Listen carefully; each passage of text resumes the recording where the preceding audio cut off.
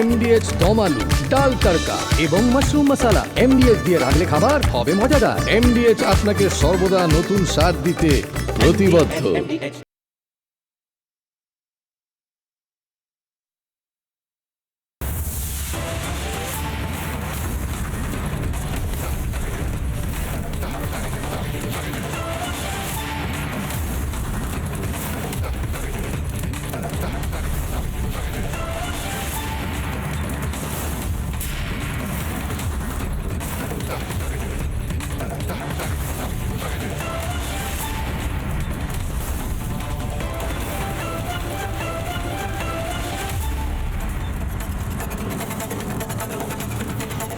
নমস্কার, জবাব চাই বাংলার এই বিশেষ এপিসোডে আমি ময়ূখ রঞ্জন ঘোষ। আজকে আমি জানি যে আপনারা অনেকেই ব্যস্ত। আপনারা কেউ কেক খাচ্ছেন, কেউ ঠান্ডা পানীয়, কেউ গরম পানীয় খাচ্ছেন, কেউ খুব সুন্দর রোস্ট গ্রিল, কিছু না কিছু জিনিস কলকাতা শহরে আপনারা উপভোগ করছেন এই দারুণ শীতের মধ্যে। কিন্তু এই দারুণ শীতের মধ্যেও আমার সহনাগরিক কিছু মানুষ তারা অনশন করছে।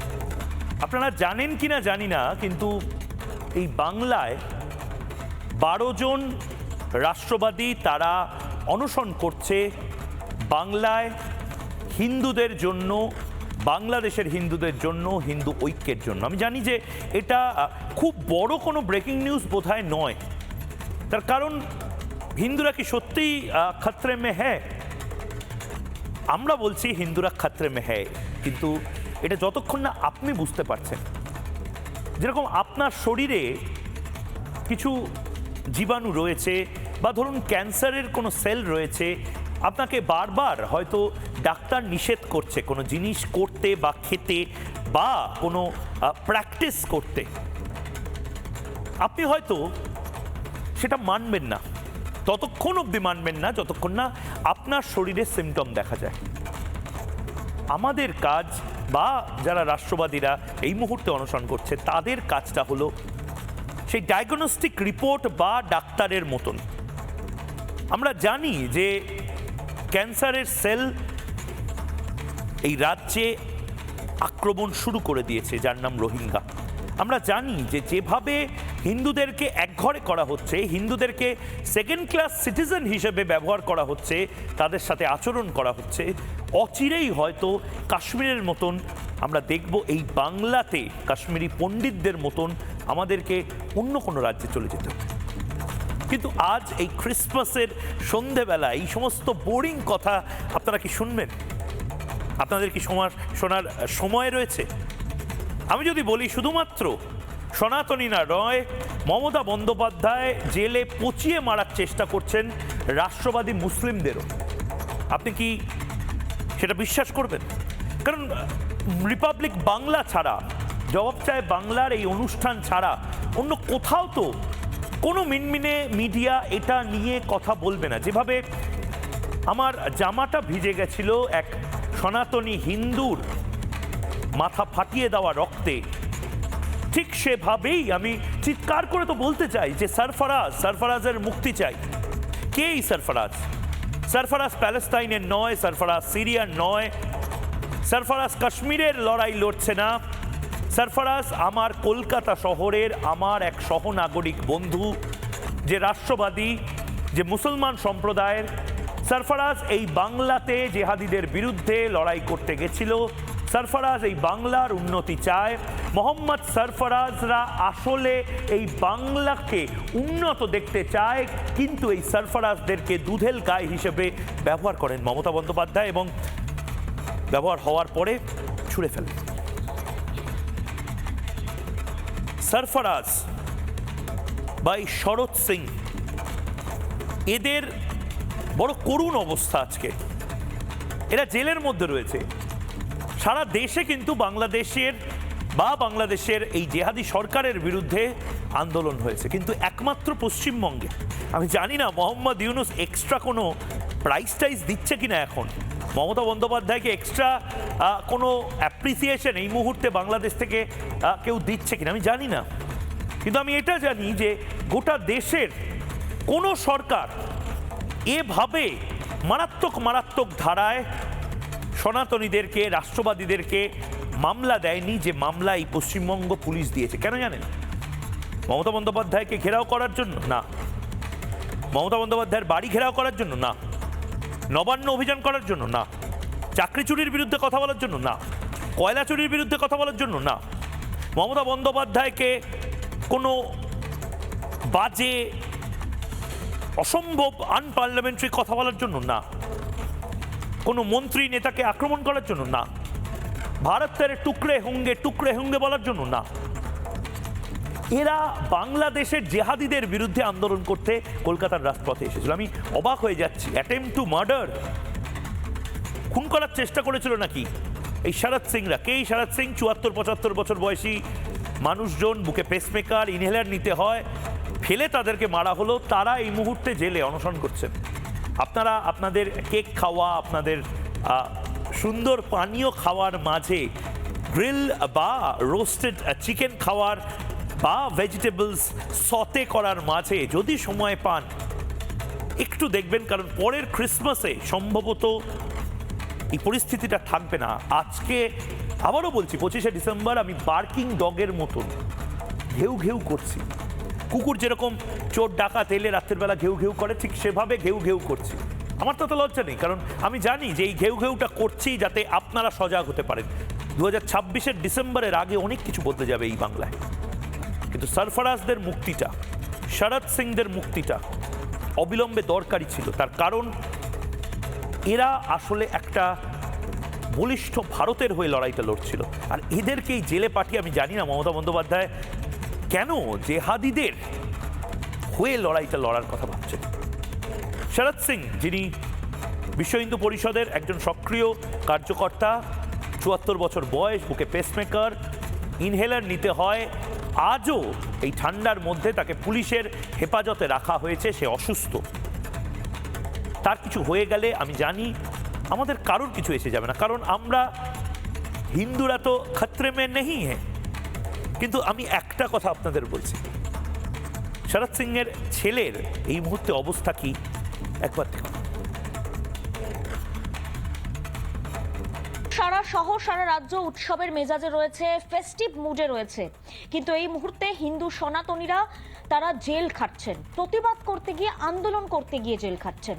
তারই মধ্যে আরেক নাম শরৎ সিং, 63 বছর বয়সের এক প্রৌঢ় বলা যেতে পারে, তাকে জেলবন্দি করে রাখা হয়েছে। তার ছেলে রয়েছেন আমাদের সঙ্গে সত্যম সিং, তিনি যেটা বলছেন সেটা আরো বিস্ফোরক।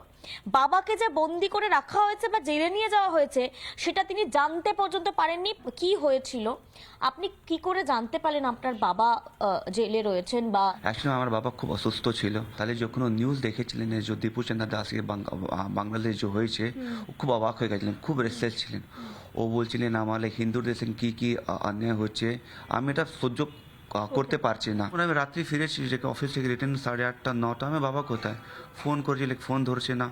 তারপর আমার ড্রাইভার বলেছে কি আমার বাবার সঙ্গে গিয়েছিলাম প্রোটেস্ট সঙ্গে, আমার বাবা গাড়ি থেকে বেরিয়েছেন চলে গেলেন। বাবা ড্রাইভারকে বলে তুমি গাড়ি পাক করকে আও। তারপরে ও বললে আমার বাবাকে দেখতে পারলাম না। আমি বেনিয়া পাকার থানা 2 বার গিয়েছি, এন্টালি 3 বার গেছি। লাস্টে কারারা থানা বলেছে কি আপনার বাবাকে লালবেলা তো নিয়ে গেছেন। তখন কটা বাজে? 1টা থেকে 1:15 মধ্যে রাত্রি। আচ্ছা, তখন আমি জানলাম। তাই মনে হয় যখন নিয়ে গেছে আমার কিছু ইনফরমেশন হবে তো বাবা কি নিজে থেকে আপনার সঙ্গে যোগাযোগ করেছিল? কোঅপারেট করছে, বলছে আমি জানি না, কেউ জানি না। তাহলে আমি কার পুলিশ আপনি আমার হেল্প করতে পারবে না অ্যাজ আ ইন্ডিভিজুয়াল। আপনার দায়িত্ব হচ্ছে আমার অ্যাজ আ কমনের হেল্প করার জন্য, আপনি কিছু হেল্প করছেন না।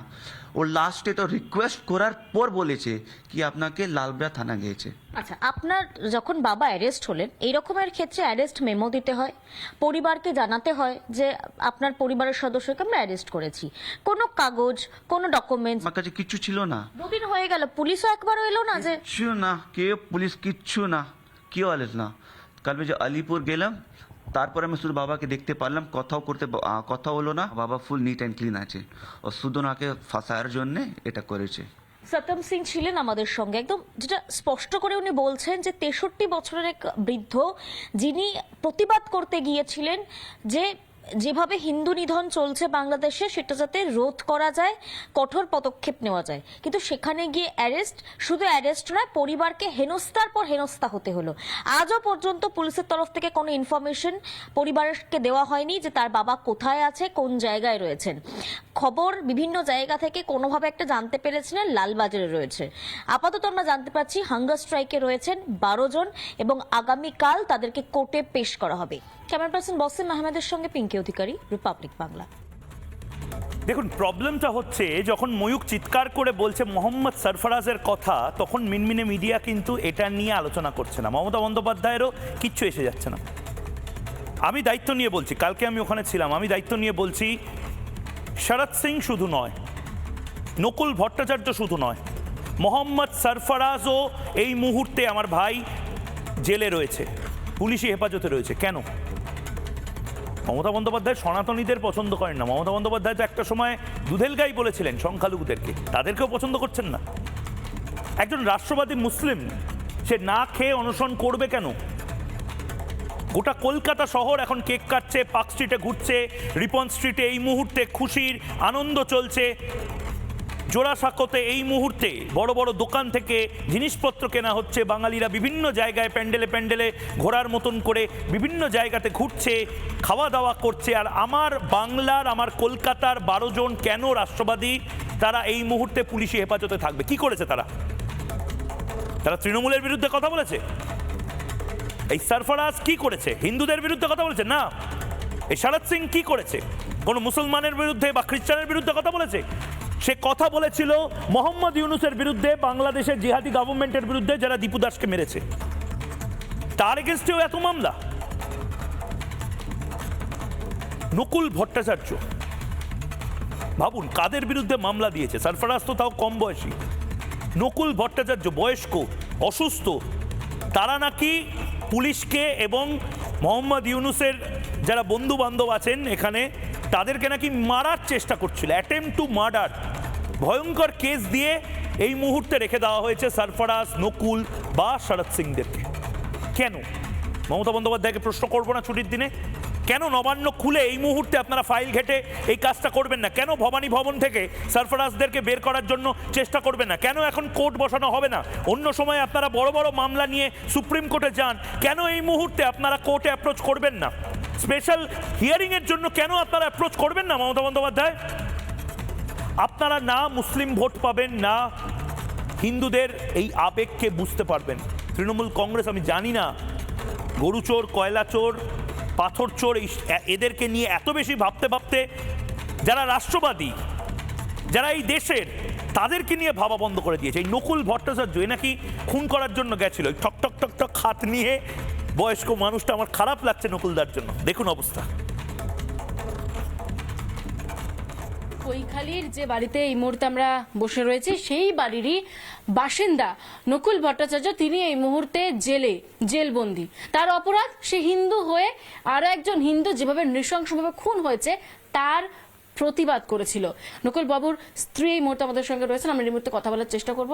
ওনার বুকে স্টেন বসানো রয়েছে, প্রচন্ড খারাপ অবস্থা, ট্যাবলেট আছে, উনি ইনহেলার নেন, উনি প্রচন্ড অসুস্থ। স্বামী বা হাজবেন্ড ওষুধ নেয় তো? ওষুধ ডেইলি ওষুধ নেয়, মানে একদিন ওষুধ না খেলে তার অসুবিধা। তাহলে এভাবে কি করে থাকবে? তারা বলছেন অনশন করবেন, খাবার দাবার খাবেন না। হ্যাঁ, সেটাতে তো আমি ভীষণভাবে মর্মাহত হয়ে পড়ছি যে আমি কি করব, আমি তো বুঝতে পারছি না। আমি এই জায়গায় দাঁড়িয়ে আজকে আমি কি করব। উনি কি ওষুধ নিয়েছেন এই 2 দিনে 3 দিনে? এই 2 দিন 3 দিন একদম ওষুধ পাননি। পুলিশের কি তার বাড়িতে কি মা বাবা নেই? তার বাড়িতে কি এরকম বয়স্ক লোক নেই যে কাকে মারছি আমি, কাকে ধরছি, একবার তাদের দিকে তাকিয়ে দেখলো না? কাকে আমি ধরে নিয়ে যাচ্ছি? আমার হাজবেন্ড জেলে, আমরা তো বাড়িতে আমার কেউ নেই, আমি একা। আমার তো আমাকে সহযোগিতা করবার মতোও কেউ নেই। দেখ কোন জেলে আছে তাই আমি জানি না। মানে কোনো তথ্য আপনাদের কাছে নেই?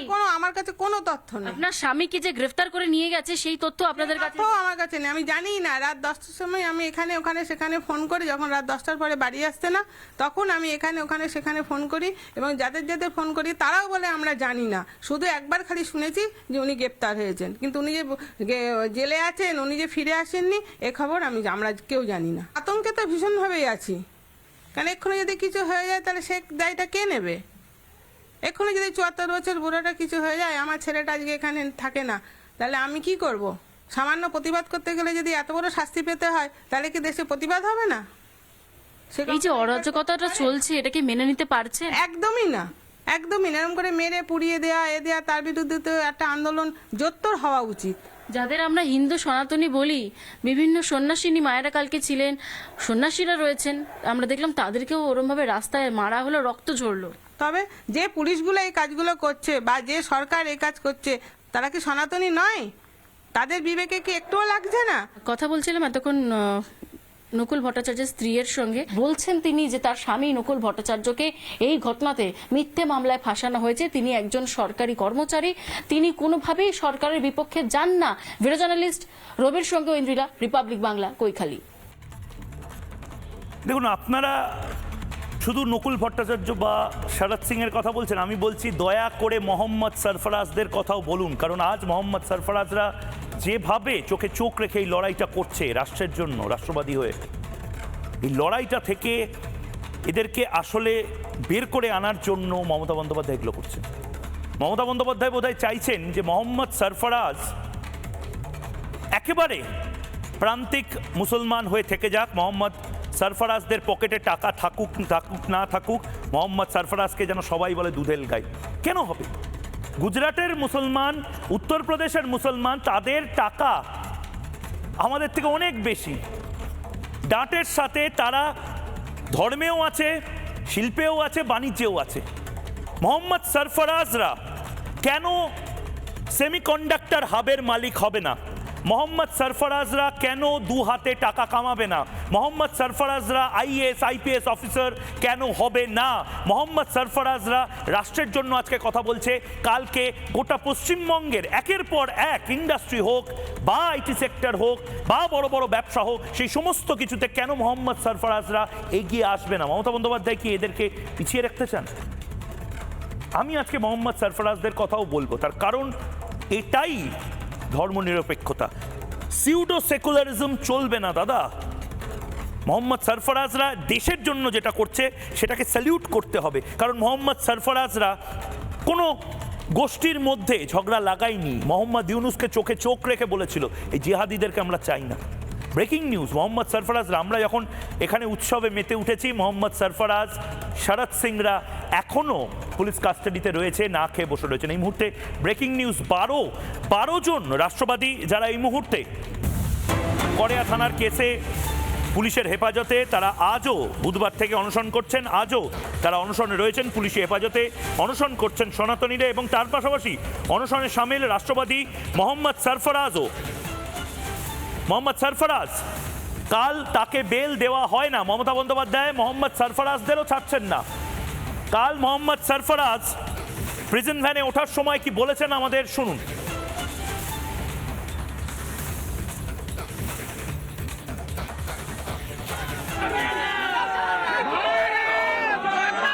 এই মুহূর্তে আমরা দেখতে পাচ্ছি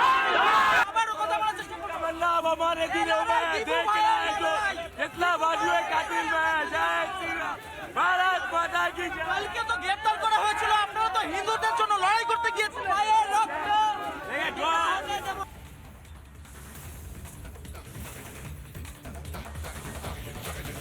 মোহাম্মদ সরফরাজ, সেই ছবিটা আমি আরও ডিটেলে দেখাবো, কিন্তু মোহাম্মদ সরফরাজের এইটুকু অংশ দেখানোর পরে আমি দেখাবো মোহাম্মদ সরফরাজ কিচ্ছু করছিল না। বিশ্বাস করুন, আমি লাইভে মোহাম্মদ সরফরাজকে নিয়েছিলাম, তারপরেই পুলিশ টানতে টানতে মোহাম্মদ সরফরাজকে নিয়ে চলে গেল।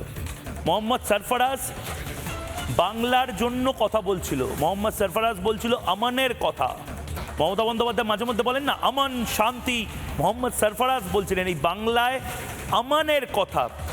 কিন্তু মোহাম্মদ সরফরাজ মোহাম্মদ ইউনুসের বিরুদ্ধে কথা বলে ফেলেছেন, ন্যারেটিভ ম্যাচ করছে না। মোহাম্মদ সরফরাজকে তো জেলে পাঠাতে হবে।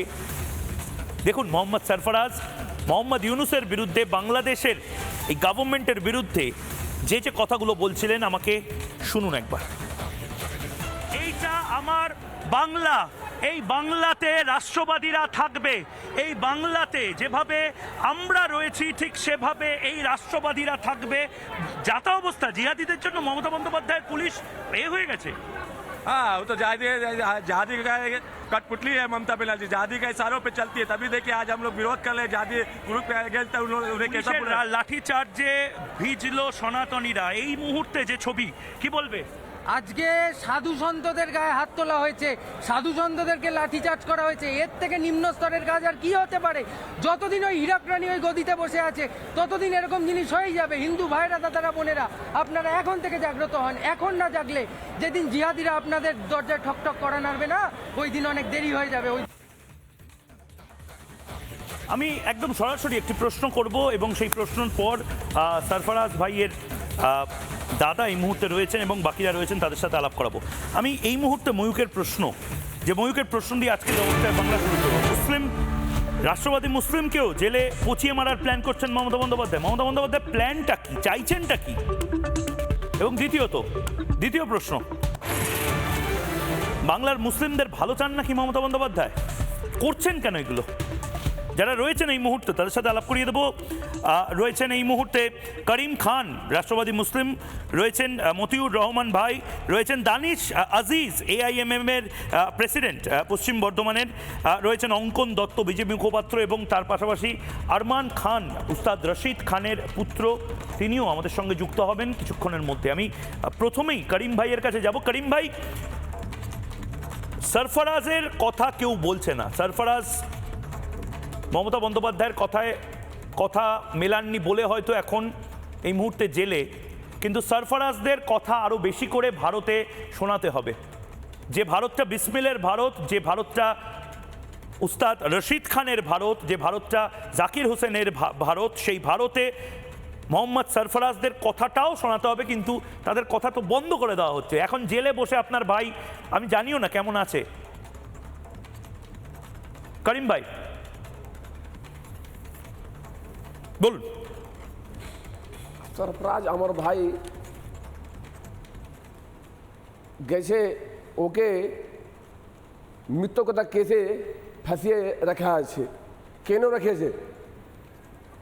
ওটা কি করেছে দোষ? ও এমনি ওকে লে আগে ও কি নবান্ন ভাঙতে গেছিল? হ্যাঁ, নবান্ন ভাঙতে গেছিল নাকি? না না, মৃত্যুকতা, রাইটার্স ভাঙতে গেছিল, ওকে এই কেস দিল, অ্যাটেম্প টু মার্ডারের কেস। এটা বাংলাদেশের মতন কাজ হচ্ছে এখানে। বাংলাদেশে যেখানে কাজ হচ্ছে এরকম একটা সরকার চলছে, এটা সব বাংলাদেশের মতন। এটা কি হচ্ছে বাংলার মধ্যে? এটা তো অনেক পুরো ড্যামেজ করে দিয়েছে।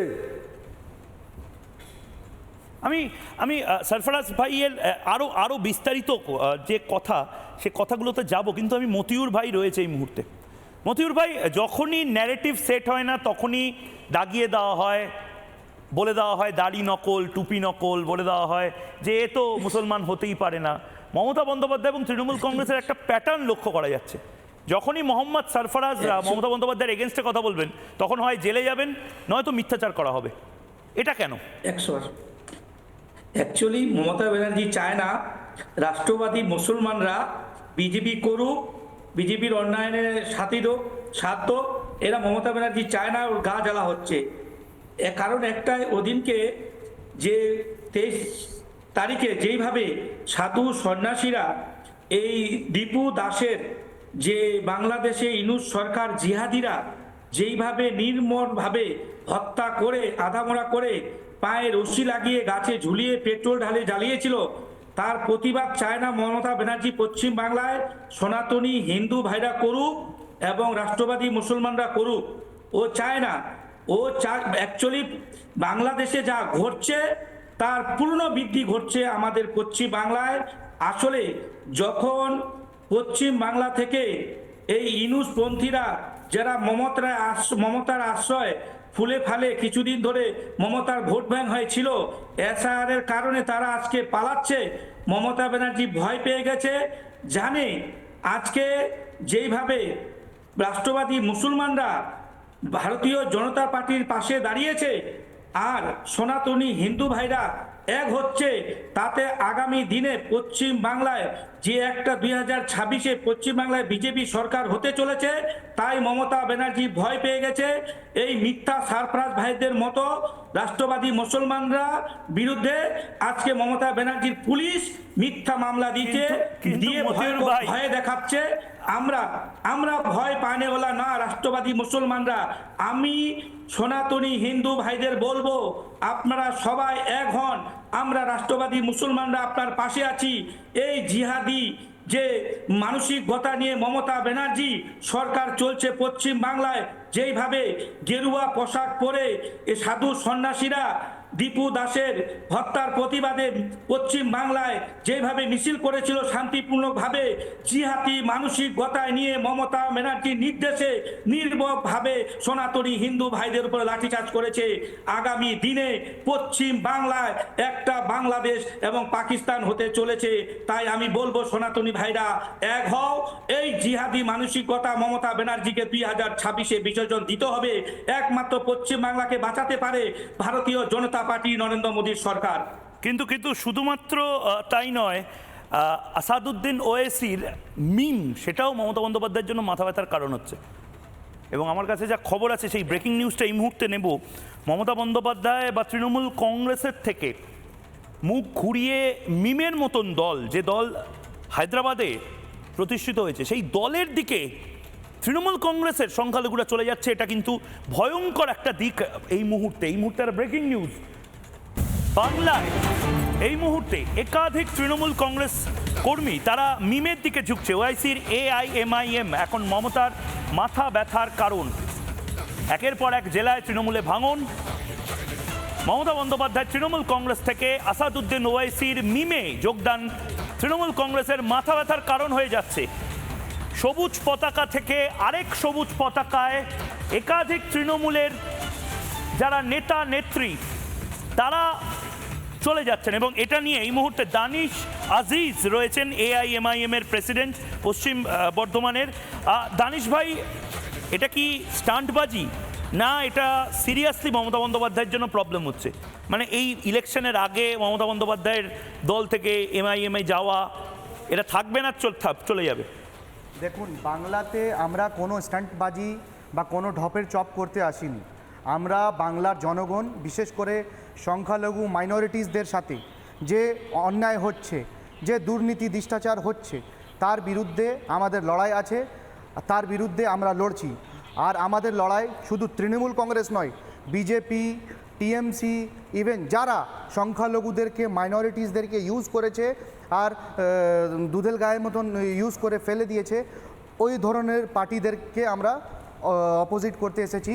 আর আজকে এই যে বাংলাতে ভাঙন হচ্ছে, তৃণমূল কংগ্রেসের একের পর এক নেতা, কর্মী, লিডার, ex-MLAs, ex-কাউন্সিলর্স, ex-ডেপুটি মেয়র্স সবাই আমাদের সম্পর্কে আছে, সবাই আমাদের সাথে কন্ট্যাক্টে আছে। অনেকগুলো ex-MLAs আছে যারা আমাদের সাথে জড়িত হতে চাইছে। ঠিক সময় আসলে, ঠিক টাইম দেখে সেই সব এক্সিকিউশন হবে। আমরা বাংলার মাইনরিটিসদেরকে আর বঞ্চিত হতে দেব না। এই বাংলাতে বিজেপি আর তৃণমূল দুই পার্টি মিলে এই বাংলার জনগণকে যে বোকা বানানোর চেষ্টা করছে, এর বিরুদ্ধে আমাদের লড়াই আছে। আমাদের লিডার ব্যারিস্টার আসাদুদ্দিন ওয়াইসি সাহেবের নেতৃত্বে গোটা পশ্চিম বাংলায় মাইনরিটিসদেরকে হক দিতে হবে, মাইনরিটিসদেরকে সঙ্গে নিয়ে চলতে হবে। আদারওয়াইজ আজকে তো কিচ্ছু ভাঙন হচ্ছে না, কিচ্ছু জয়েনিং হচ্ছে না।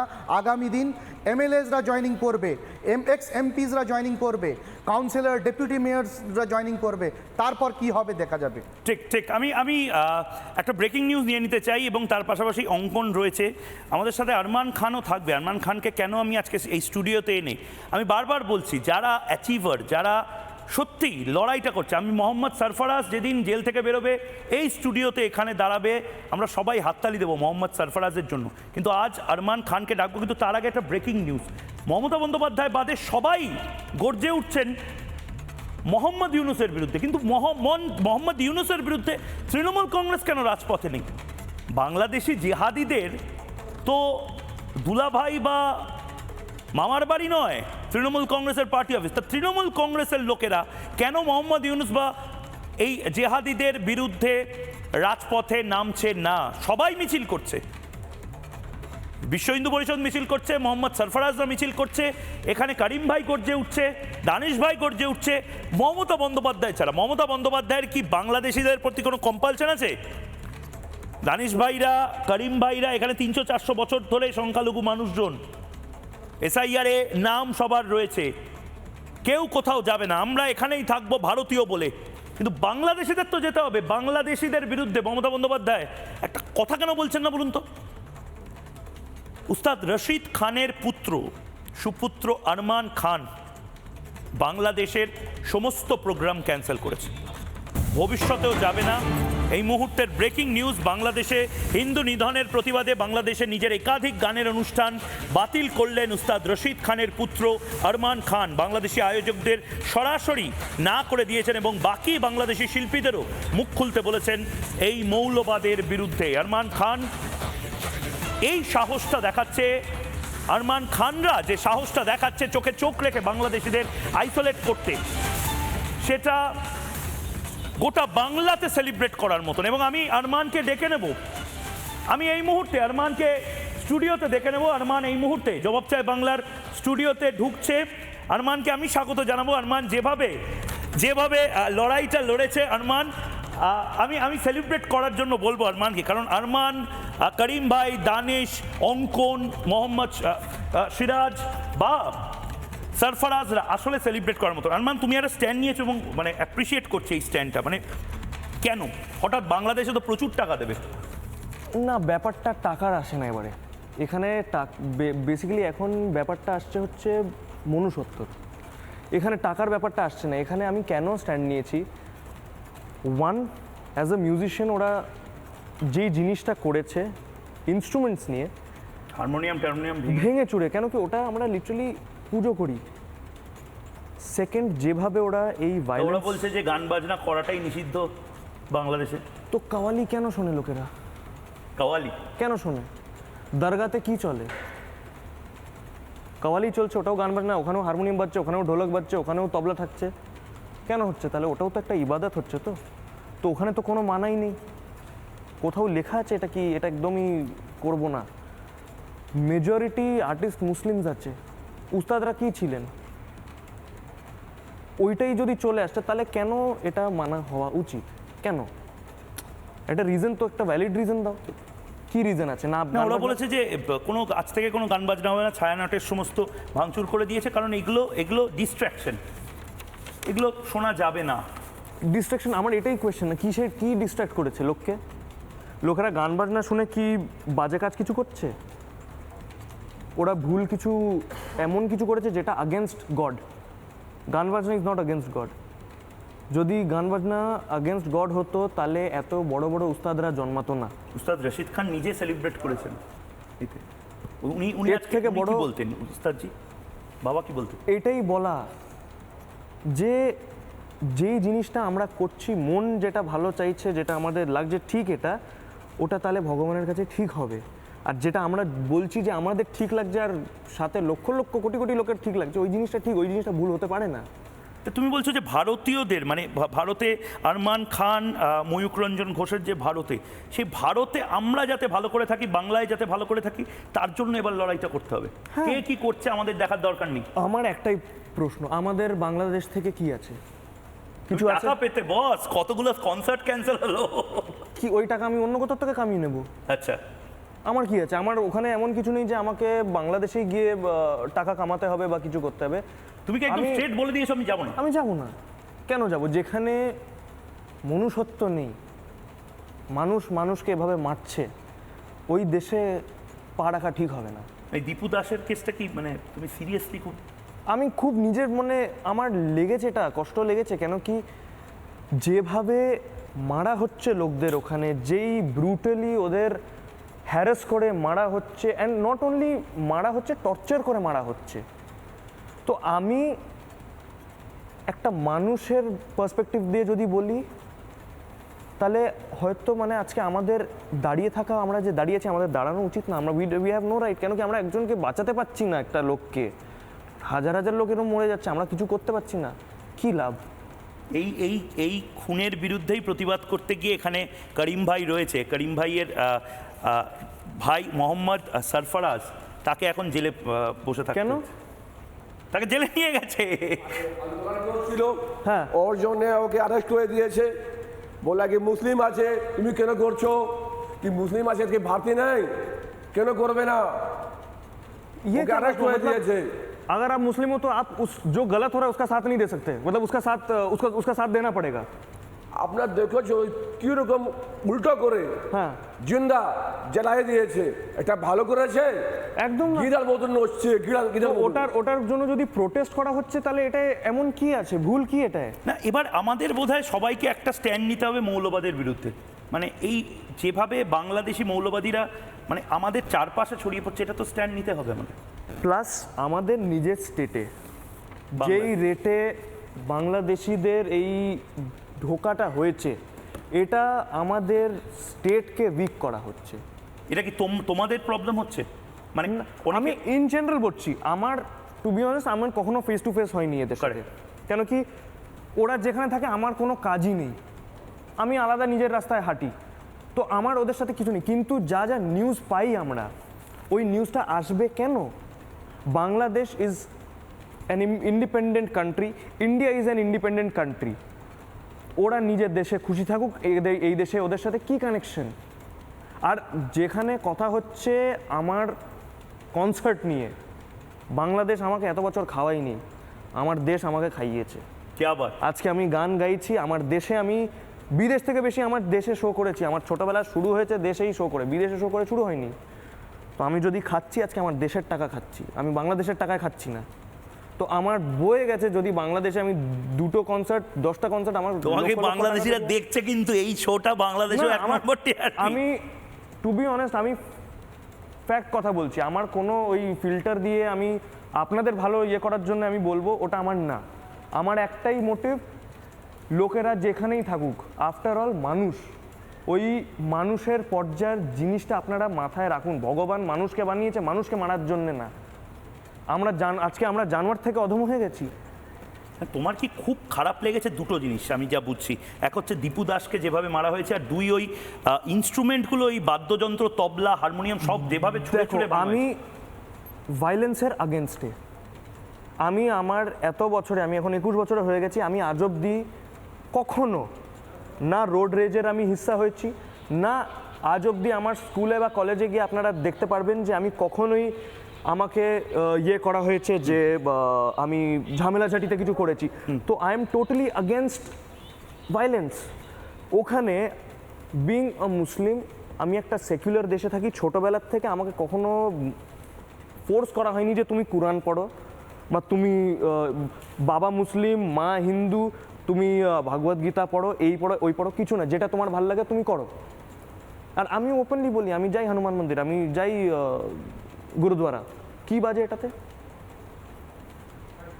মেন কথা হচ্ছে শান্তি নিয়ে, তোমার মন কোথায় শান্তি পাও। আমি যেই শান্তিটা মাজারে পাই, ওই শান্তি আমি গুরুদ্বারায় পাই, ওই শান্তি আমি হনুমান মন্দিরে পাচ্ছি। গান বাজনায় প্রবলেম নেই, বাংলাদেশ এখন যেটা করছে, হ্যাঁ গান বাজনায় যে বাংলাদেশি আর্টিস্টদের যেটা করছে, আমি একটা জিনিস বুঝতে পারছি না, আর্টিস্টরা কেন স্ট্যান্ড নিচ্ছে না বাংলাদেশে। এবং এটা সিরিয়াসলি, মানে বাংলাদেশের আর্টিস্ট, বাংলাদেশের ক্রিকেটার, বাংলাদেশের ফিল্ম মেকার, ফিল্ম ডিরেক্টর যারা এখান থেকে টাকা কামায়, তারা কেন স্ট্যান্ড নিচ্ছ না? কমন লোকদের থেকে বেশি লোকেরা শুনবে এদের, because they are the celebrities there. And আমি literally, this is a very logical question, আপনাদের কাছে যখন অপশন আছে, যখন আপনারা জানেন যে লোকেরা আপনাদের কথা শুনবে, কেন ওই জিনিসটা নিয়ে আপনারা স্ট্যান্ড নিচ্ছেন না? ঠিক। আমি একবার একটু তোমাকে থামাচ্ছি, কারণ এই মুহূর্তে যে ব্রেকিং নিউজটা আগুনের মতন ছড়াচ্ছে, সেই ব্রেকিং নিউজটা নিচ্ছি। আরমান এবং বাকিদেরকে একটু আমি রাখছি, কারণ দীপু দাসের পর আরেকজনকে পিটিয়ে হত্যা করা হয়েছে বলে এই মুহূর্তে খবর আসছে বাংলাদেশ থেকে।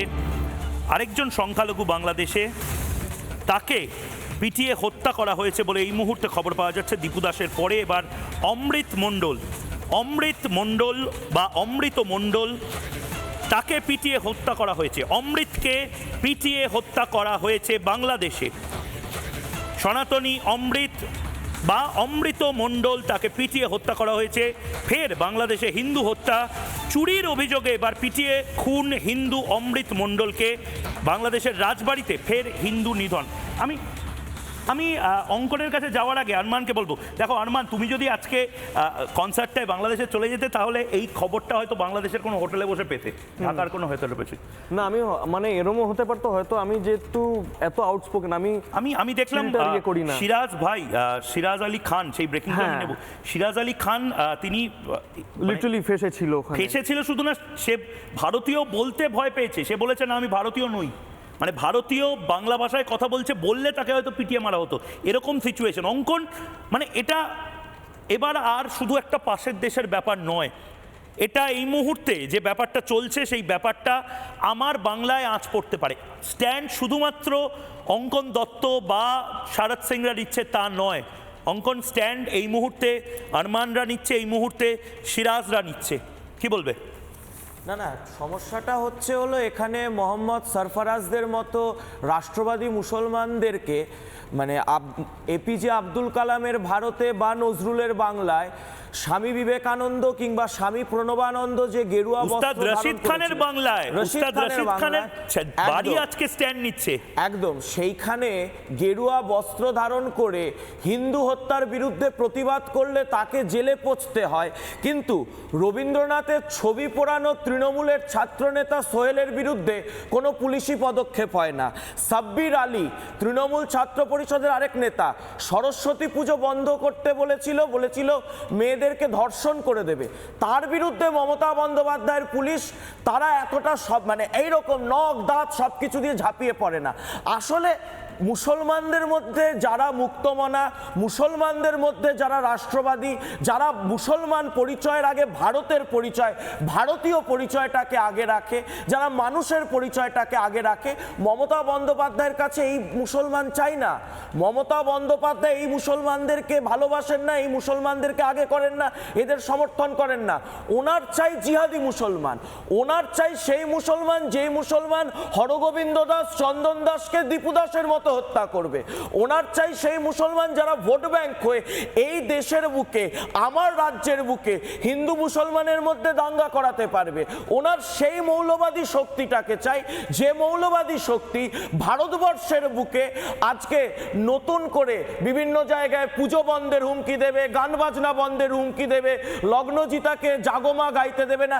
এই মুসলমানকে মমতা বন্দ্যোপাধ্যায় চান, এবং সেই কারণে আমরা বারবার বলি, পদ্মা পারে যাহা জামাত, গঙ্গা পারে তাহা Trinamool.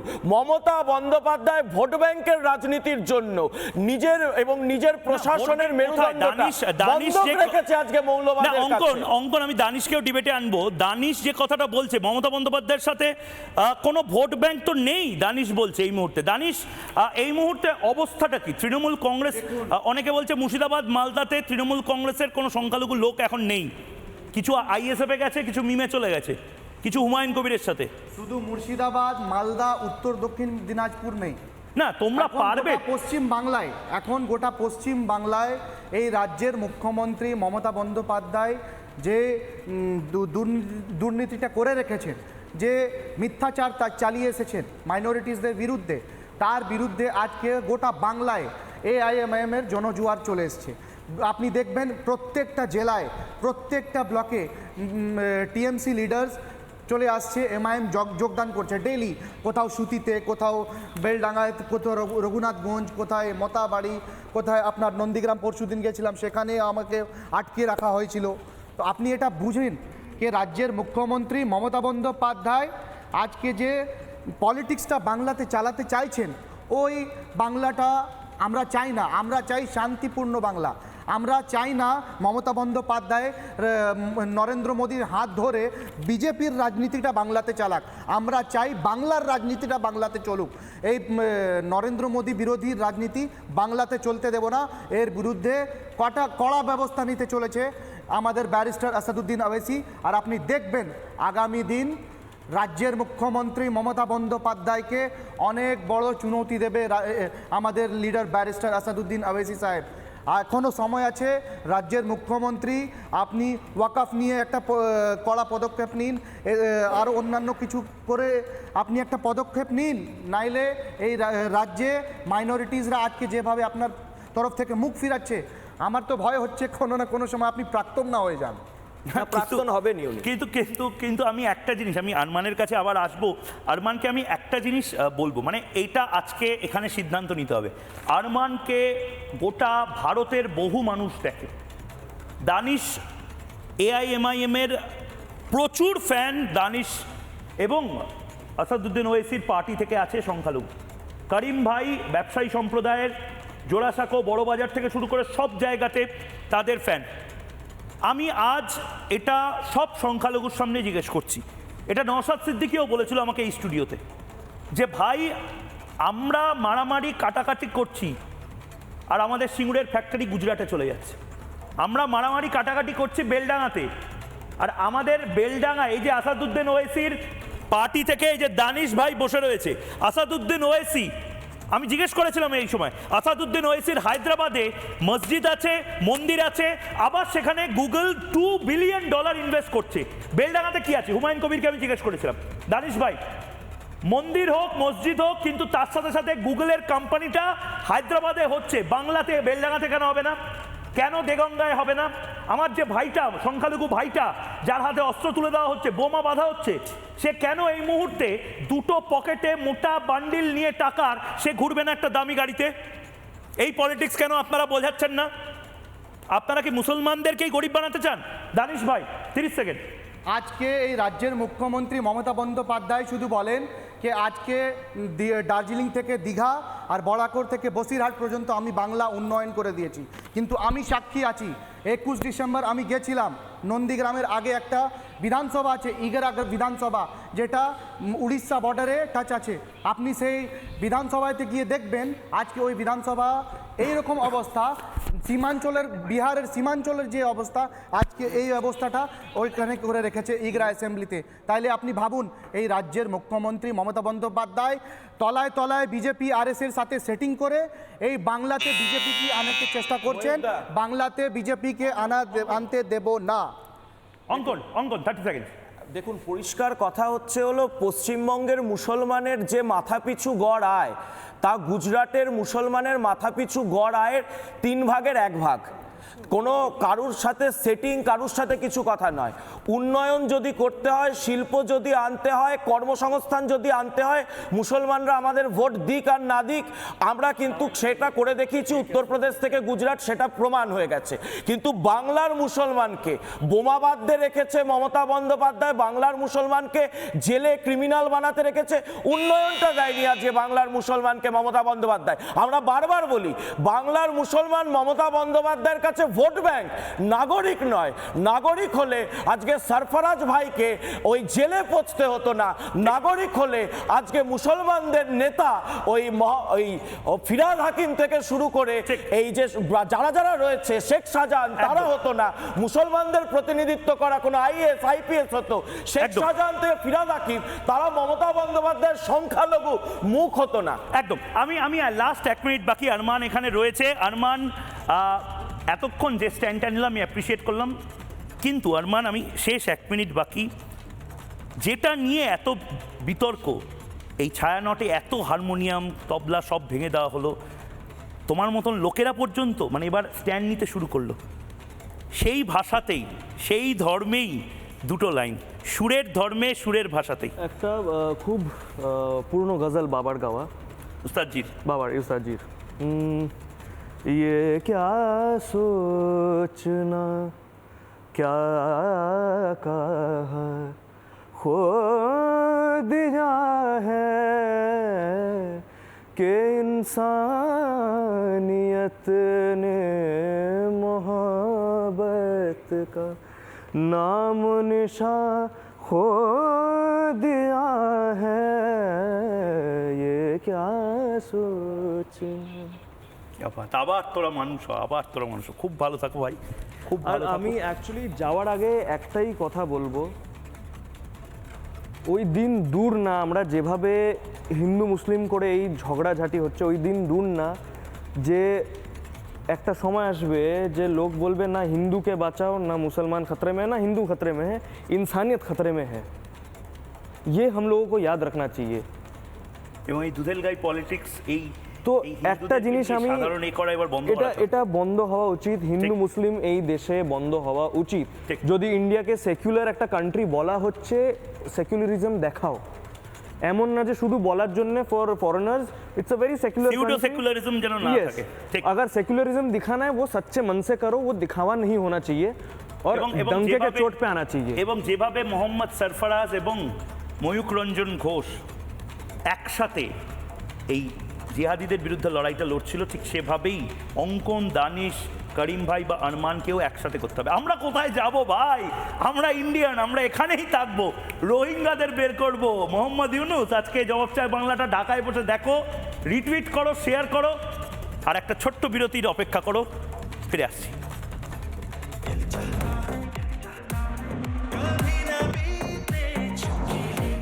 Presenting the Maruti Suzuki Victoris. Got it all.